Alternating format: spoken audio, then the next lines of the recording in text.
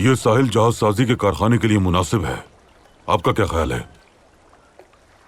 दुरुस्त कहा आपने बुराक कप्तान, लेकिन हमें फौरन शुरुआत करनी है। सारी तैयारियां जल्द से जल्द करनी होंगी और इसके लिए काफी सामान दरकार है। क्या पाए तख्त से मंगवाया जा सकता है? पाए तख्त से आने में काफी वक्त लग जाएगा, इसलिए हमें वक्त बचाने के लिए सारा जरूरी सामान मिदिली के ताजिरों से हासिल करना चाहिए।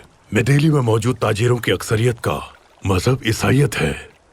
हमारी तैयारियां किलिमनस फतह करने के लिए हैं तो मुमकिन है वो हमें सामान ना बेचें, लेकिन मसला मुसलमान या ईसाई का नहीं है, बल्कि मजलूम और जालिम का है। हमें ये वाज़ेह करना होगा। इस्कंदरिया से खबर आई है जनाब,